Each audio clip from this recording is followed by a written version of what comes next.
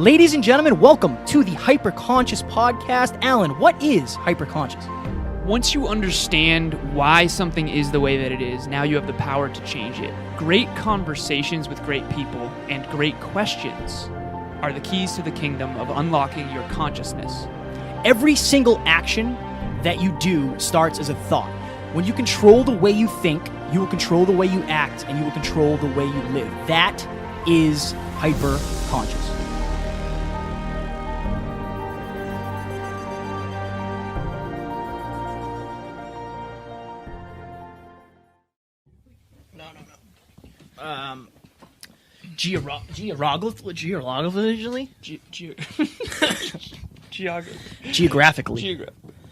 Geographically. This is cool. So I would say make sure that pretty face is showing. Yes, true. They're going to want to see that thing. They're going to want to see that thing, Alan. That face. You good? Ready?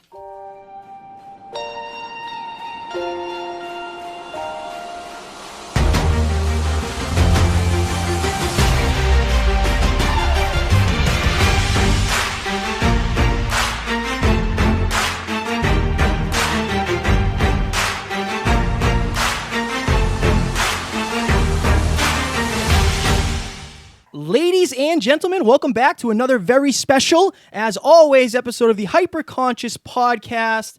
Today we have a very special guest that I had the pleasure of meeting at HPA Live. She was in one of my groups. I learned a lot about her. We connected on Instagram. We have been speaking back and forth, following each other's journey, and we're super excited to have her on today. Ladies and gentlemen, we're sitting down with Summer Scolaro. How are you doing, Sunshine?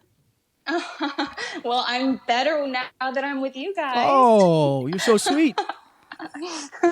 Yeah, thanks so much for having me. This is an honor. I remember when you told me that you were a podcaster, and I immediately was like, oh, hang on, I'm obsessed with podcasts. Let me look you up. And I became a subscriber. I told you I'd listen, and here we are. Thoughts become things, as they say. Exactly. I hear that on your podcast a lot. Yes, we try to preach what we are, and that's like, it meant a lot when you said I'm gonna listen, and then immediately I saw that you subscribed and you were listening, and then we've been touching base through stories, and it's nice to have another ally in this journey of bringing positivity and bringing joy and awareness and empowerment. So empowerment, especially for females, is a big thing for you, right? Absolutely. How did that become? Because I was going through your Instagram, as I do. I creep on all of our guests. And it seems like 5 years ago, 4 years ago, it wasn't that way, and you weren't as caring about even yourself as you are today. So was it one thing that happened that made you really, really start practicing self-love, or was it a culmination of events? I believe that the reason I'm so passionate about empowering women now is because I've lived in the space of feeling completely disempowered and small. And I just know how out of alignment that feels. And so for me, you're absolutely right. It all started probably 4 or 5 years ago, where I was totally insecure in every way, and that kind of manifested in the form of disordered eating. And so I had the body image issues. You know, I was restricting food and just completely zapped of confidence, like none. And so I also, as far as career goes, I didn't even think that I had a bright future, like in terms of what I could create for myself. I truly thought that I would just be a stay-at-home wife, and mom. And that's okay. Like, if that's your thing, that's totally great. But for me, that is not my thing. And so it's just wild to see how much I've grown.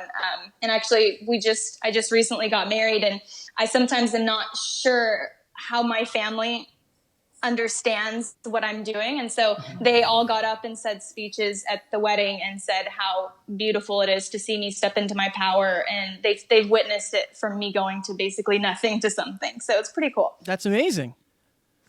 Thanks. Summer, that is amazing. The thing is so, you know, your Instagram page is super inspirational, incredible content, by the way, such high quality photos. And It's interesting because when I saw you at HPA Live, we actually kind of talked about in the preamble that you and I didn't really talk to each other when we both wanted to, but now we're getting our paths to cross now. But the thing I want to ask you is, you seem like a very outstanding human. Kevin mentioned that you're 22, and you just are a very polished product at this point. And I like that we immediately went to when you were struggling, because I think a lot of people see, Kevin and I, how far we've come, and maybe they're not where we are yet in terms of their own ability to step into their power, as you put it.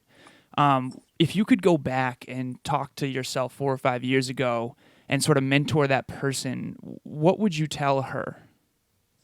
I love that question. So for me, I believe that something that's always stayed very consistent, even in my lowest times with, when I was totally trapped in insecurity, I've always believed in God, and I've always felt like there's a purpose for my life.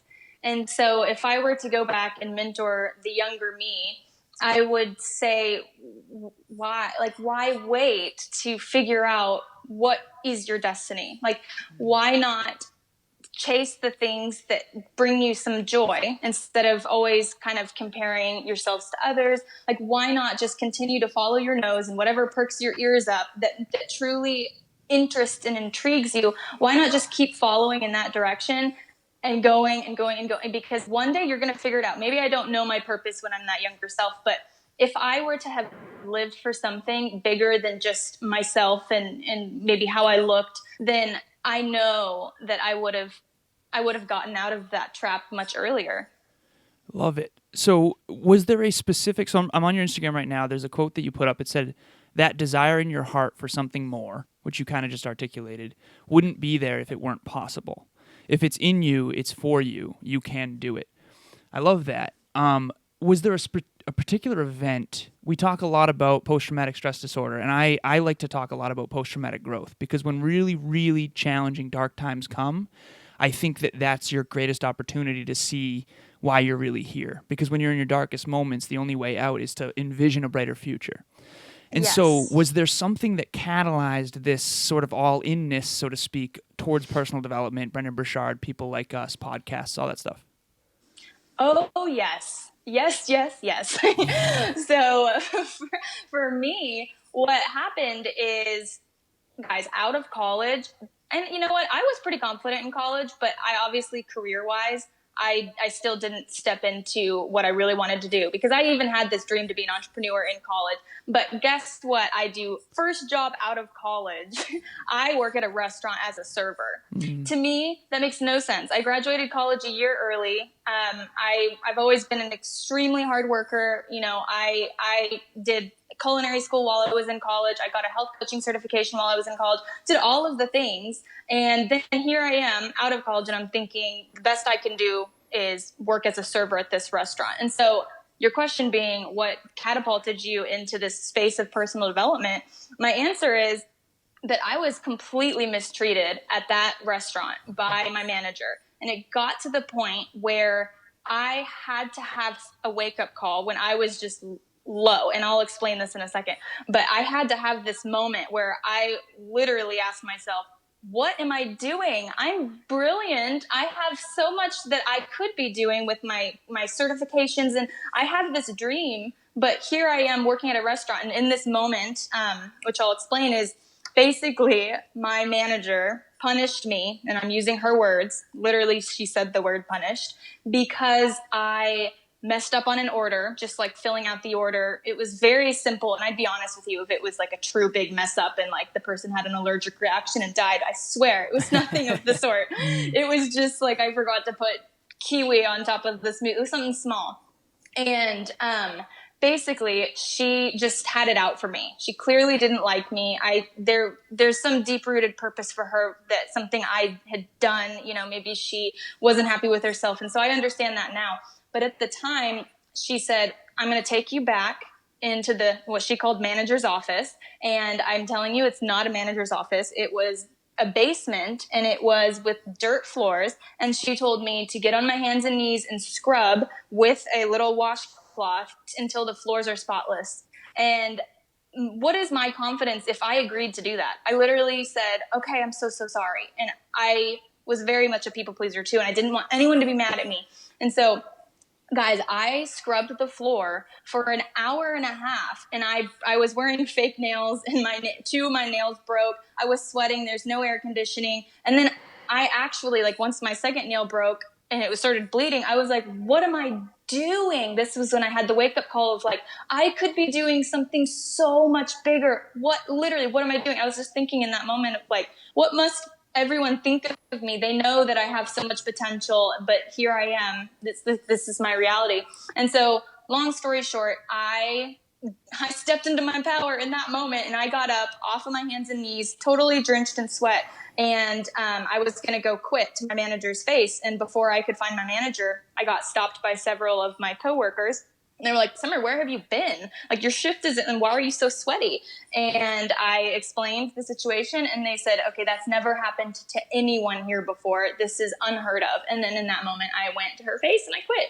And it was very empowering. And so the long story short is that I told myself, I'm going to give myself 6 months to make something happen with my dream and my business. And if I don't, then I'll go back and I'll get a quote unquote real job. But guys, I did. I made something happen within that 6 months. Yes.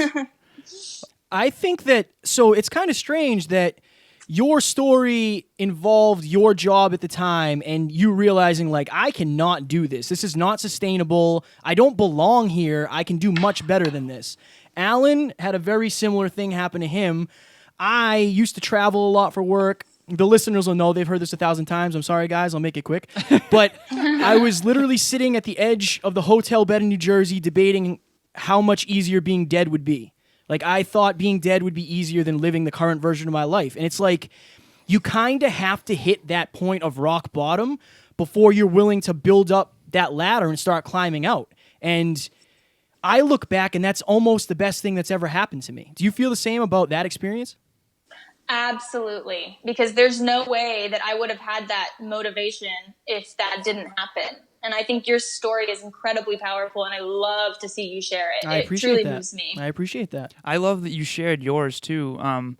You're already being so open and honest, and I really appreciate that, because on this podcast, we like to pull back the curtain on what's real, because there are a lot of polished products, especially on social media. And when I say a polished product, I mean people that are farther along in the compound effect of good habits.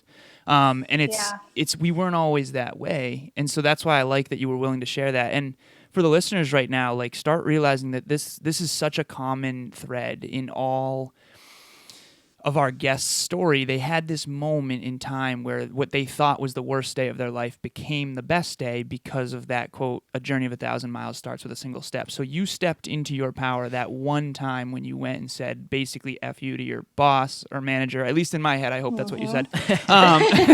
Because what the hell, by the way. And so now you're stepping into arenas where you're actually valued, and it just makes me so happy.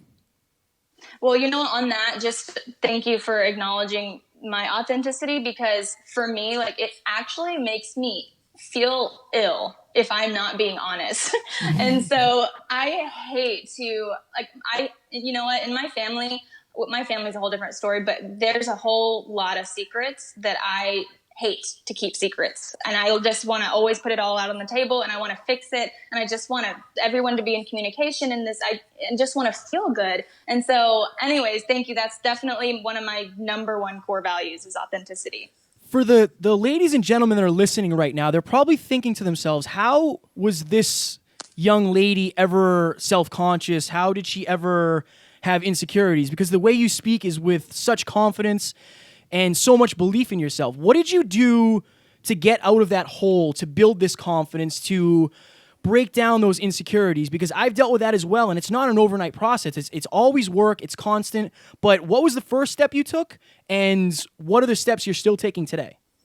You're right. It's absolutely a process that never ends. I still work on it today. And for me, I think how it started was I was on a journey to heal myself. I wanted to start eating again like a normal human being. I didn't want to have the disorder anymore.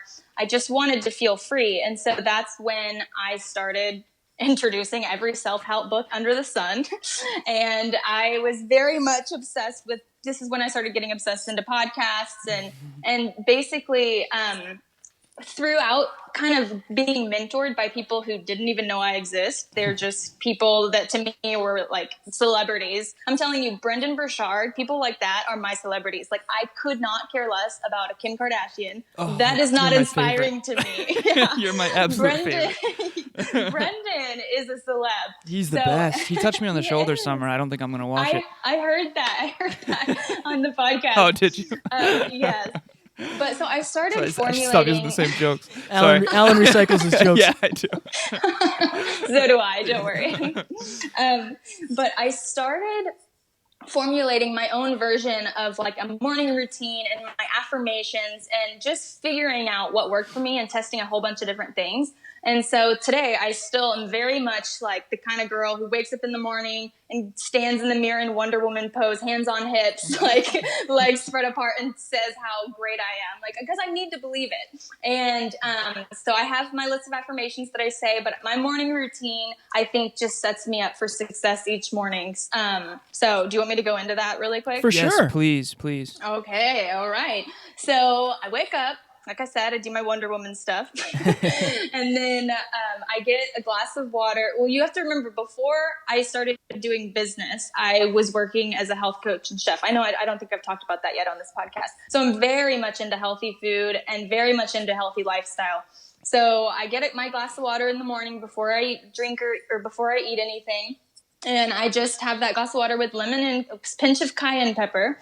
And I don't have anything else to eat or drink for 20 minutes so that my metabolism's boost, start getting ready for my workout. And I'm not kidding, y'all. I actually put on a song and I dance and I sing. Love it. What song is it? No wonder why you're so happy. I love it. It's different every day. I don't know if you saw my story today, but I ask Siri. I have this speaker. It's like the Hey Siri, or, like Alexa, when you can give a request to a speaker. So I'll always just say, play party music, and whatever she plays is what I dance to. And this makes me feel like I get into my body. It makes me feel good. And then I'm cooking breakfast, and at that point I cook as much lunch and dinner as I can, just kind of meal prepping. And then I write down what I'm grateful for, and I say I've already said my affirmations. I do a little bit of yoga and stretching, and then I go work out. Come home, getting ready for the workday. At this point, it's like only 8 a.m. And then I blast my essential oils and I get to work. Okay, so for every listener out there right now, like, this is why you're a polished product. We were at an Oprah event yesterday, and I want to try to articulate this. I said this to one of my clients earlier this morning. There's a lot of people who go to that event and who are trying to be entertained. I took 3.5 pages of notes. I'm actually looking through them right now because there's one thing Oprah said that I think will resonate with you. But like, I noticed that you mentioned to me on Instagram, you're like, I know that our paths will cross again because you and I are both super into personal development. So yes, you are so clearly walking your talk. I may be the world's biggest believer in the following quote: you are what you repeatedly do. Excellence, therefore, is not an act, but a habit. So what I noticed is like that morning routine that you just articulated to us is what makes the difference long term. Because a lot of people can learn from Oprah or learn from Brendon Burchard, but if you don't do the things, right? Brendon always said common sense is not always common practice. So how often do you do that morning routine? You know what? I know it sounded long, but I do it every morning. And even on the weekends. Like, my husband thinks I'm nuts. He loves it, but it's just me. I mean, it's just how I show up.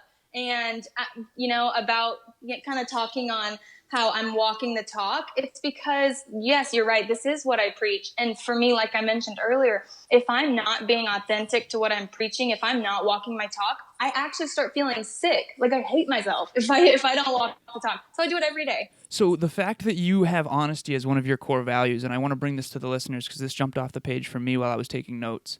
The fact that you get sick when you're not honest, that means that one of your core values is honesty. If you're not walking your talk, then you are not going to be able to communicate to other people these things because you're going to have very incongruent communication, and you're not going to be able to help others if you're not starting with yourself. Oprah said something yesterday that really struck a chord with me because she obviously is someone who has lived her whole life to educate and empower women. She said that she used to, back in, I think it was like early 90s, she said that she used to have people write a list of their priorities, top 5. And it would be audiences mostly of women, and almost none of them had them. So none of them, she said this, none of them had themselves first. And some of them, like most of them didn't even have themselves on the list. So you clearly start each day filling your own cup, and then you bring those gifts to the world. What can you say to maybe some women out there, potentially your old self, who used to not fill your cup first? Well, I would say that if you are not filling your cup first, then you're never going to show up as the highest version of yourself for anything else in your life. If you are a partner, if you're a girlfriend or a wife, or if you're a mother, or if you just are going to work each day, you're never going to show up as the best version of yourself if you aren't first taking care of yourself, which always, I mean, this is the most common thing in the personal development world of saying, like, when you're in an airplane, you got to put your own mask on before you help someone else. And it's so true because, I mean, I couldn't breathe if I was on an airplane and it was crowded, whatever. Like, I couldn't help someone else if I didn't have air myself. And so, yeah, for me, I think that this is a conversation that my husband and I have too, is when I'm not taking care of myself, I'm not as great and exceptional as a partner as I could be, and exactly the same for him. So when we're busy and we're like, oh man, it's really tough to get a workout in right now, it affects us because we feel like superheroes when we work out. And so it's really, really important to not view self-care or self-love as selfish, because there's nothing selfish about showing up as a better version of yourself. Like, when you do take care of yourself, that is not selfish. That's truly a necessity. I love that. So you were I actually just pointed to the folks on YouTube will be able to see this. I just pointed at my paper and showed Alan because I wrote down growing with your partner. And Alan and I have been on this journey of growth. And it's kind of easy with Alan because he's all about personal development and,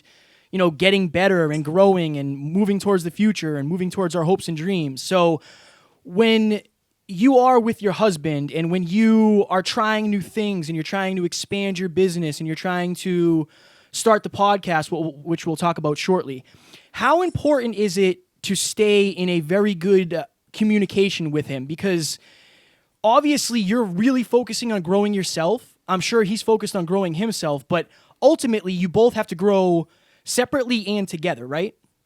100%. So what do you do to do that? Yeah. So, it's very similar. Oh, I hope I get the name right. Isn't it Anthony Trent or Anthony Trucks? Anthony Mr. Trucks. Trucks. Yeah. Wasn't he the one who spoke at Brendon's event and said that if him and his wife are not on, that he just feels like it's just, it just affects everything. Oh, it makes everything terrible. Oh, yeah. Oh, my gosh. I cannot even tell you, like, if my husband and I are not doing good, that day I am just struggling. Yep. And it's really hard to do anything. That means you're in love, by the way. Yes, that's true. Definitely why we married each other. Yeah. But, so definitely for us, it is, I will be honest, I'm like the obsessed person of, like, I will go to a Brendon Burchard event, or if anything, it would be me pulling my husband to come to an event because he's not into the same space as me, but he is truly, I think, one of the most exceptional people in terms of mindset. And so he teaches me a lot every day. Obviously one of my very biggest goals is to, like, make him come along. I did invite him to Brendon's event, but we actually just got back from our honeymoon the week before. And so he wasn't able to take any more vacation days off because he's still in the traditional 9 to 5.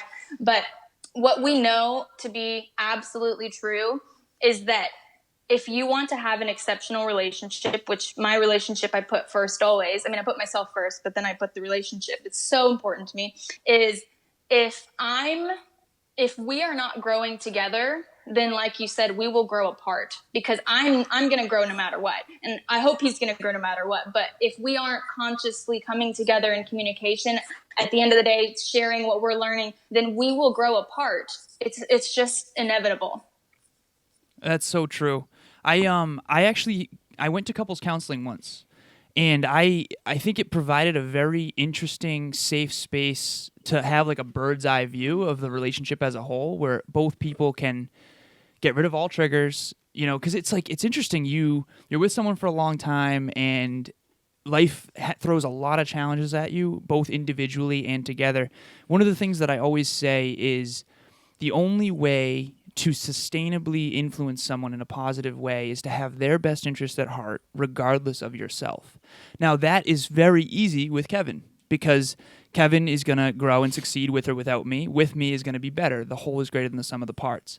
But it's hard to have someone else's best interest at heart when you're in an intimate relationship, because you live together in some cases. You're together all the time in some cases. So to me, I just wanted to give this to the listeners. I, at one point in my life, used to think that, couples counseling, like if we can't handle it ourselves, then we shouldn't do it. I actually am setting an intention in my life that who I end up with, I want to have like bi-weekly check-ins at couples counseling, where it's a judgment-free space to really sit there and like check in with one another and see how we're doing and actually work on the relationship.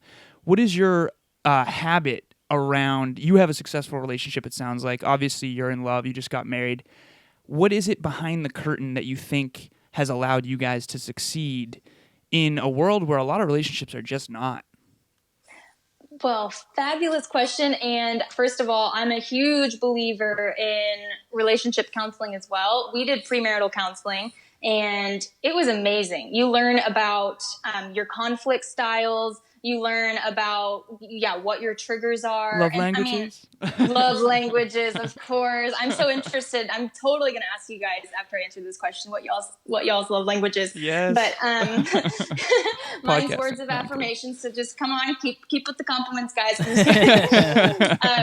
But anyways, so as far as what we do, I think for me, because I worked as a chef, like cooking is very important to me. And it really works well because I work from home. I run my business from home, and he's a home builder. So he'll go off to work, and then he'll come home at the same time each night, and I have dinner on the table. I know this sounds very traditional, and in a lot of ways I'm not traditional, and we are not traditional, but in this way, this is when we come together and we talk about what we did that day and what we learned that day. And we are in constant communication, not like texting 24/7 or calling each other, because that to me is obnoxious, but more like we just we talk about things that matter, like things that are really on our heart.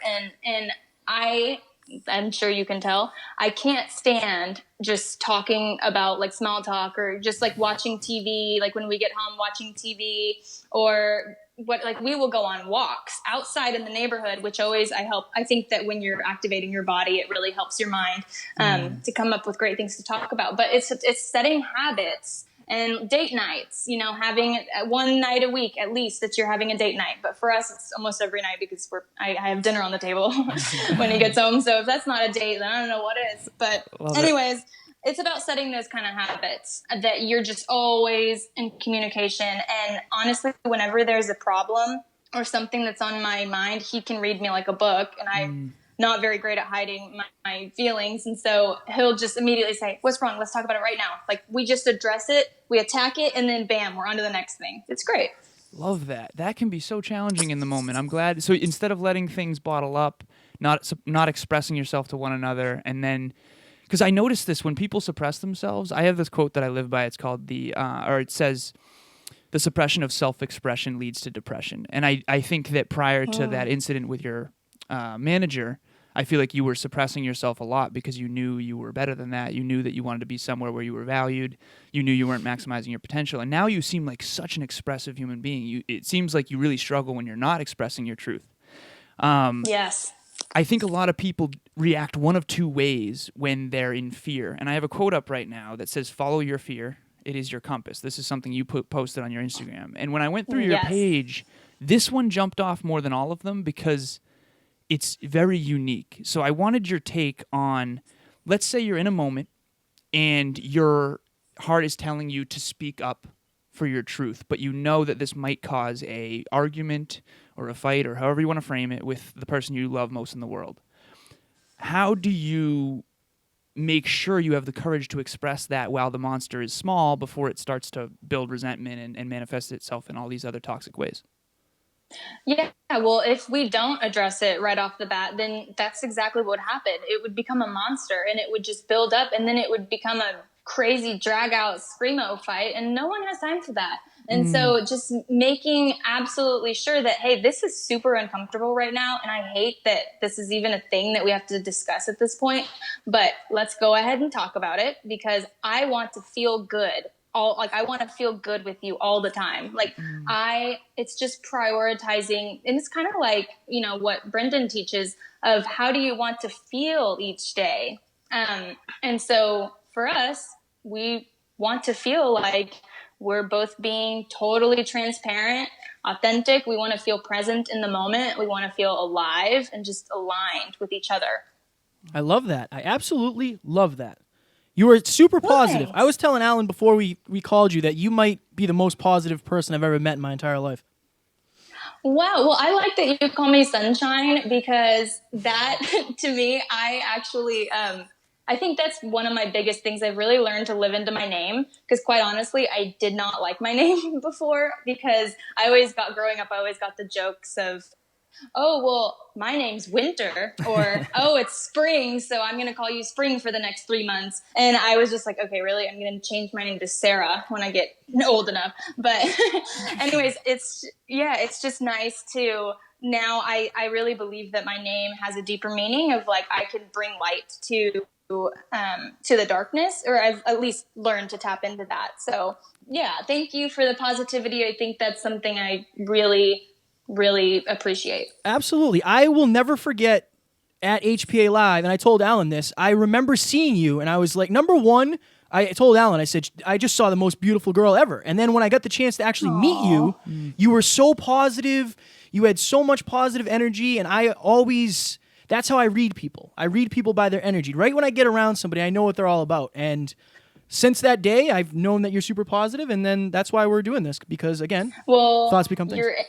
Your energy introduces you before you even open your mouth. Right. So I think that I can attest to both you and Alan have great energy. And I was so thankful to get to witness it in person, because Kevin, I know you were sitting right in front of me. Like, you were on the front row, which is why we got to be grouped in the same group. And Yes. I think I might have been on the second or third. And to be honest, I was legit pissed off, because I wanted to be in the front row. I'm always the girl who needs to be in the front row, but I was a little late that time. So anyways, I was happy that you came back in the not cool part of the room. I went back to see the peasants in the second row. Yeah, with me in the back. Yes. The losers, the late showers. I have a question for you, Summer. I read something on your Instagram that said that your schedule in a day, some days, is enough to fill up a week. And I think that Alan and I are in a very similar space now, where the podcast is a full-time job. Going to the gym every day is a full-time job.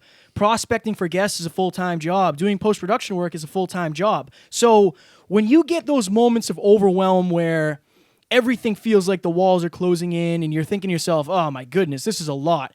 What do you do when you're overwhelmed? Like, do you have down days, or how do you prioritize that kind of like rest and relaxation?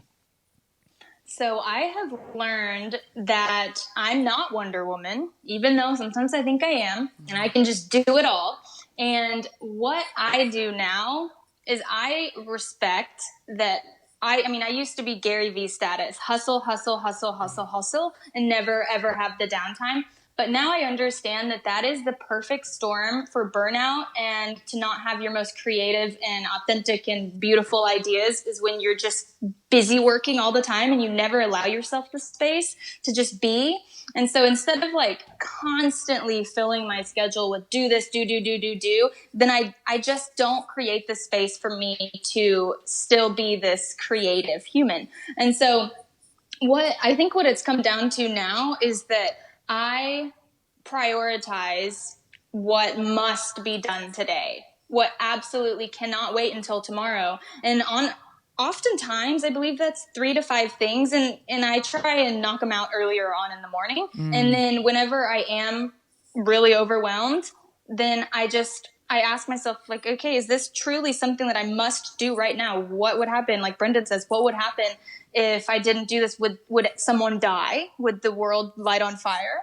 And so prioritizing the things that are absolutely crucial to do that day and trying to do them in your most productive hours, which for me is the morning before people are trying to talk to me. Yes. And Yes. and then later on, like, some people actually their most productive time would be in the afternoon, but it's just so you find your time and then you make sure that you're time blocking. So I'm a huge planner, which is why I'm getting the high performance planner. Yes. Super pumped about it.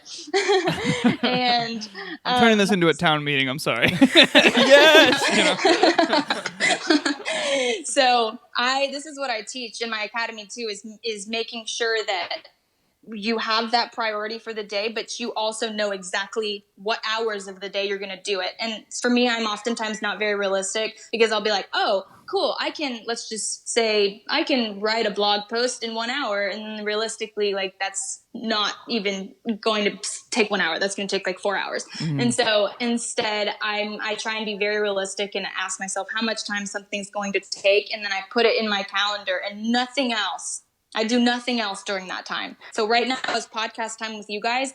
Like nothing else was on my calendar. I would never multitask during anything. Like this is full presence into whatever task that is. Summer, I have so many questions I want to ask you. But one of the ones there's so many that just jump off the page while you're talking because I'm truly impressed. Like, wow.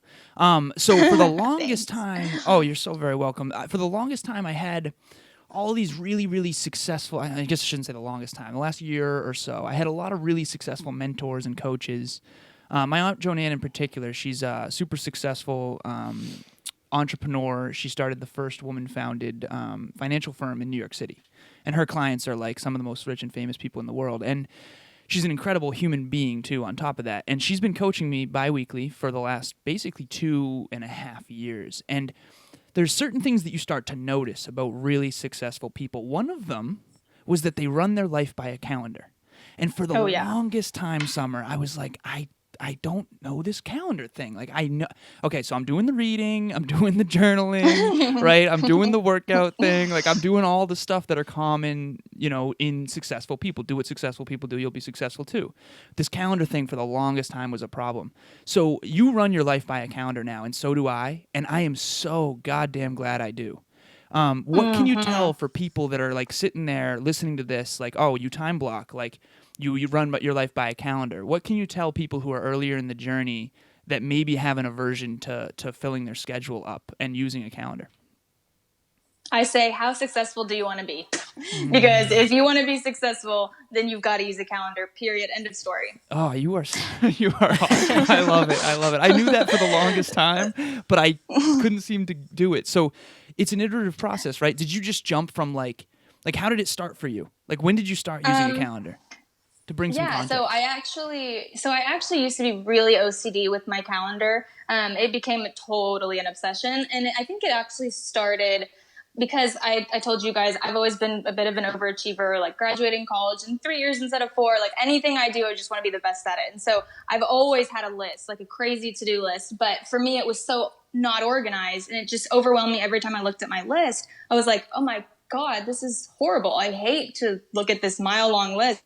So now it's more about, of course, being realistic. But for me, what sold me is I started using something called the Planner Pad, and it uses something that I don't know if this is what it's called, but this is what I call it, and this is what I teach. I call it the funnel system, where at the top of the calendar there's 3 sections, and I'm very open-minded to using Brendon's high performance calendar, so hopefully I will love that, but this is what I still currently use. Okay. And basically the top of the funnel is weekly lists of your activities by categories. So I write down everything that I need to do in the week, even self-care, so working out or whatever. So let's just use working out. And this is before you put it on the calendar. So this is like a Sunday thing? Exactly. This is what I do on Sundays. So I'm just mapping out everything I need to do that week. So if, like, for you guys, you need to record 2 podcasts that week, then you can have a section called podcasts. And then self-care. And then, emails or whatever your categories of your life are. Yep. And then you break it down. So you say, okay, I wrote down that I need to work out 3 times this week. So then the next funnel down is you actually write a day that you're going to do that. So let's say, okay, I'm going to work out Monday, Wednesday, and Friday. And then the next and last final funnel down, you say, okay, so I told myself I need to work out on Monday, Wednesday, and Friday. So what time will I do that? And that's how I time block. Interesting. So you do map out the whole week, then you pick the day for each item, and then you pick the time? Yes. Okay, so for the listeners, if Summer is coming off as someone who is unreasonably put together at 22, like she is, realize that there's a system behind it. If you want the results, you need to want the process. It doesn't have to be her process, but you need a process. I have a system of success. If you saw my journals, you'd think I was an absolute... Actually, you wouldn't think I was crazy, but most people would. I think he's crazy for sure. I wish we could have seen each other's journals at HPA. I know, right? And so that's the thing that I want to... I think a lot of people want the result, but they don't necessarily fall in love with the process that requires that result. I always used to say, it's like, well, when you're on stage and you win the trophy, that's great. But, like, do you want to be the person at 5 a.m. sweating like crazy? Like, this morning, I literally was in a 6-inch puddle of freezing cold water trying Did you to fall get down the stairs? Dude, almost. Did you see it? Yes. Dude, I almost texted you guys, like, please don't fall, and then I realized you guys aren't dumb. Alan slept over my house last night, and he was leaving as I walked out of my room, and I heard him yell, "Oh, shit." And I saw a big little impact zone in the snow, so I thought he fell. It almost all ended. Oh, no. Summer, I'll Yeah, tell you what. it's snowing where you are. Oh, yeah, that's it snowed. crazy. I live in Texas, so no snow here. No snow. We were talking about it last night that, like, and I'm sure you're the same way. You went to Brendon Burchard's event alone. I'm sure you are the same way. But, like, we drove an hour and 10 minutes to this Oprah event, and it took us over 2 hours to get home. We had to take the back roads because there was a major accident on the highway. I was in a rental car. I wasn't even in my own car. It was like, it doesn't matter, though. Like, they're all just challenges, but there's circumstances that it doesn't matter. We have to do what we have to do to succeed. So Yeah, about Brendon's event, I left my brand new husband like 2 days after we got off the honeymoon. Like, maybe I definitely got called out by some people, like, really? It's your first weekend as a married woman in your new home. And I'm like, listen, I need to be at this event. Yeah, and my exactly. my story is similar to Alan's event. Brendon gifted me a ticket, and so that's like Nice. once in a lifetime for me. So of course I'm gonna go. That's like, so how awesome. can you? Yeah, but I'm with you guys completely. You have to fall in love with the journey and not just being so amped for the destination. Because the thing is, if you constantly put off your happiness and say, I'll be happy when I lose 10 pounds, or I'll be happy when my business starts making 6 figures or 7 figures, like, the fact of the matter is that you won't be happy when that happens because you aren't happy during every aspect of it. So, like, when you think that once you get the body of your dreams, suddenly the happiness is just going to come. No, it's something that you train yourself to do day in and day out. It is a process and it's a system. Again, the people on YouTube will see that Alan and I just had a little weird handshake because I wrote down, "I'll be happy when." That was one of the questions I was going to ask you. So, Summer, you read my mind. But I do have an interesting question for you. We've been talking about a lot of positivity and a lot of things that we've succeeded on. But I know that you've been struggling to launch the podcast. We talked about that at Brendon's event, that the podcast was going to be coming out. And I know that iTunes has been a pain in the ass because we deal with that too. But Oh, yeah. so for those out there who are waiting, they're waiting to start something. They want to start something, but there's something blocking them. Can you talk a little bit about the vision you have for the podcast and the roadblocks you've had in creating it thus far? Oh, thank you for asking. I made a post about this today, and for me, I'm very much, and this is something that I've been preaching, is like, start before you're ready, start before you're ready. But then that awkward moment when I haven't launched the podcast, and I thought that it would be out and about on August 13th. And so for me, I mean, guys, I got hit by a train. Within the last 6 months, I've never faced so much heartache. And this has nothing to do with, like, my relationship. I'm very happy on my own. But with some family stuff, it has truly blocked me. And so, from starting the podcast. And so what what I think is really important is to, of course, give yourself some grace. Like if it's not meant to be, then it won't be. And for me, I know the podcast is meant to be, but it's just the timing wasn't in that moment. And so I really believe that God did the whole iTunes thing to me because he knew what was to come in the next few months, and just the heartache that I have to deal with. I knew that if I showed up on that podcast, if I started a podcast and started how I am now and then went through what I had to go through, and then I wouldn't be myself because I had to work through that on my own. I had to really figure out my own stuff and protect my own mental health before I launched this podcast. And so I'm thankful that I didn't when I wanted to, because that wasn't my time. I think timing is everything. That wasn't my time. My time is coming, and I know it is, and I'm super excited about the podcast. And so your question of like, what's my vision for the podcast? It is really for females. So if you guys still want to listen, that'd be cool. But we will for sure. Absolutely. It is for females. And what I like to say is that fulfillment is my compass. And I know I also wrote on Instagram that fear is my compass. So I have two compasses. But well, on the other side of fear is fulfillment. Boom. Oh, yes. There we go. That works. So with fulfillment, that's what this podcast is about. So I've been battling because I teach business and branding. So I've been like, oh, shoot, do I make this a business podcast or do I make it a self-help podcast? Because what I'm teaching my clients and my students is very much business, but what my life purpose is very much more in like fits under the personal development category. And so I like to say it's for women in pursuit of a fulfilling life, and that we talk all things health, because that's my background as a health coach and natural food chef, personal development, and entrepreneurship/business. Love it. So Thanks. first, I have so many questions that I want to ask you. We're running out of time here, so Kevin just gave me the let's do our final questions thing, because we want to give you a chance to plug your stuff.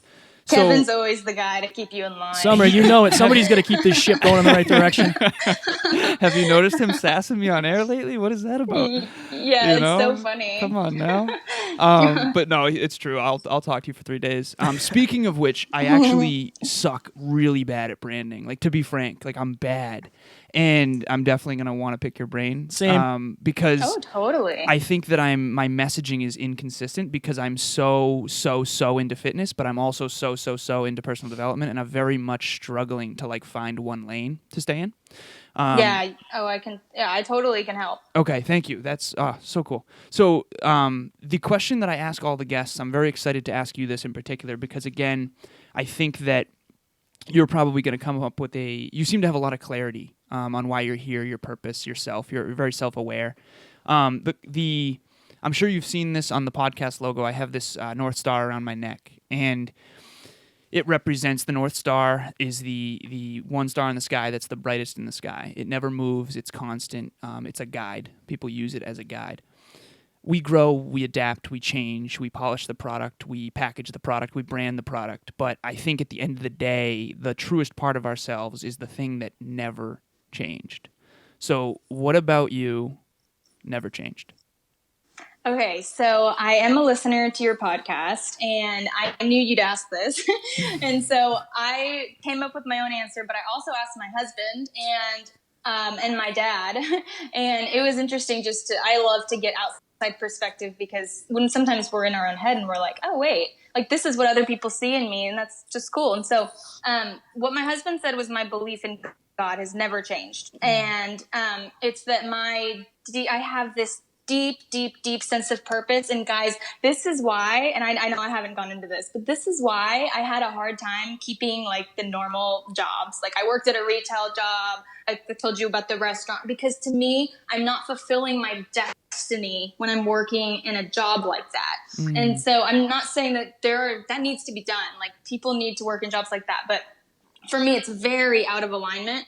And so something that's always guided me is that I know that a higher power is directing my pathway, and that I know that I'm always on the right path to my destiny. And every day I'm exactly where I need to be. And I think that's what helps me be positive. And I know I haven't completely opened up as to what's been going down, but I think that this sort of positive energy is definitely a choice, but also it's just this deep, deep inner knowing that I am being divinely guided and I have a purpose and a destiny, and that I won't stop until I get there. Like, I think it's a lifetime thing.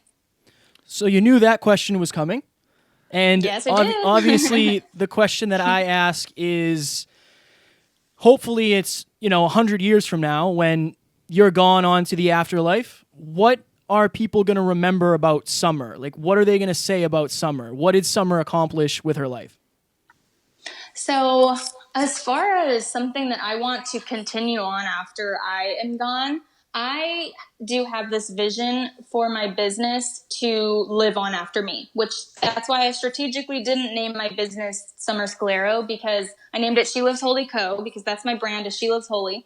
And I don't know that I'll have a daughter and that she carries on, and I would never pressure that onto her, but I want my mission to live on. I want She Lives Holy to live on, because what that's about is like helping and teaching other women how to step into their own power and to step into their own unique destiny. I'm very big into purpose, and how you said that I'm very clear. That's my number one thing on the Brendon's, what is that, high performance thing? The high performance analysis or survey, something like that. Yeah.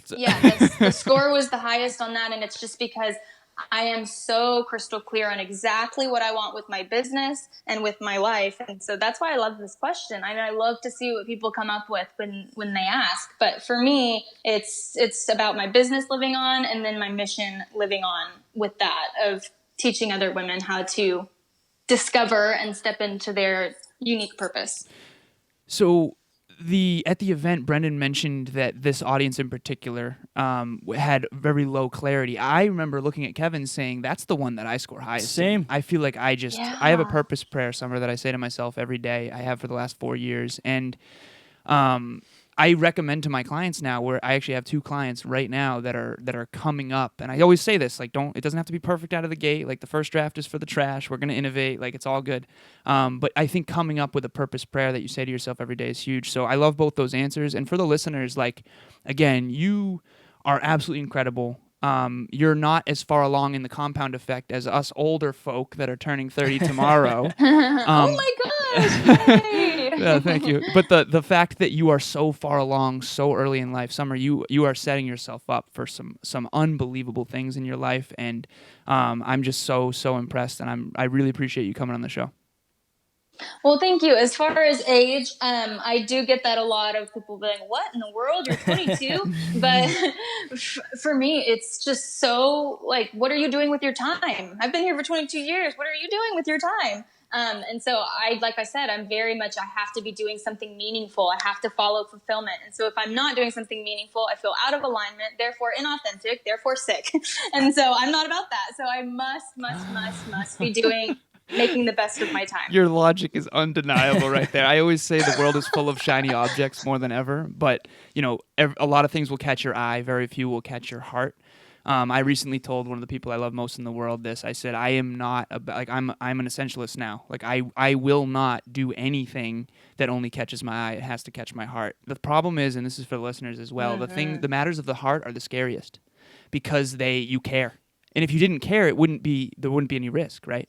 When you're in love with something, a passion, a mission, a person, the risk is higher because it's matters of the heart. But that's also where the most growth is.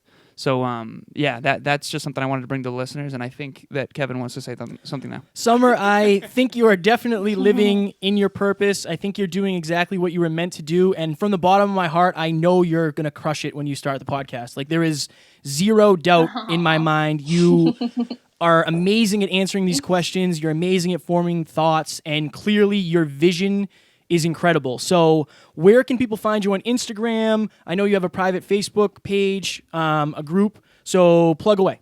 Plug more. Oh, well, thanks, guys. For sure. So, yeah, I love to hang out on Instagram. I'm at Summer Scolaro on Instagram, and I do have that She Lives Holy Sisterhood on Facebook. It's a private Facebook group, basically for a bunch of other lady bosses who are in the trenches. You know, they have their own business, or at least they want to have their own business.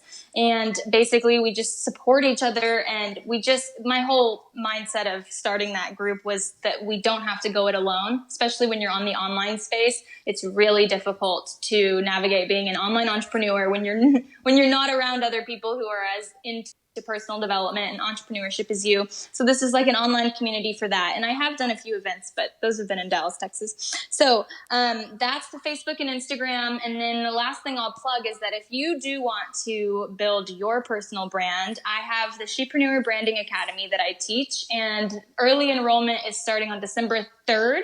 And that will last until December 31st. So we'll start out 2019 with SBA, and we're going to build our brands, and it's going to be great. I love it. I absolutely love it. I just shouted out on my Snap story right now your Instagram handle. Please follow Summer. She's super positive. By the way, I just want to say your highlight reel on your Instagram makes me think I suck at Instagram. What, my stories? Is that what you mean? Your highlights, yeah, like all the little categories. pictures, they are so on point. I'm so impressed. That's branding for you. I'm obsessed with branding. Well, we're going to be talking for sure because I desperately need help. Oh, absolutely. I'd love to help. Well, thank you. Ladies and gentlemen, you should definitely follow Summer. She's next level, super positive. And we hope you enjoyed this episode. We will talk to you later. Talk to you soon. Bye. Bye. Ladies and gentlemen, thank you so very much for listening to another episode of the Hyper Conscious Podcast.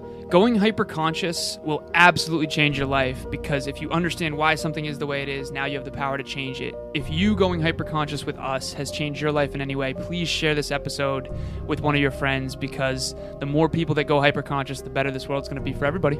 And if you would kindly leave us a 5-star review on iTunes, that would help us make more people hyper-conscious, and we would be greatly appreciative. Thank you. Bye.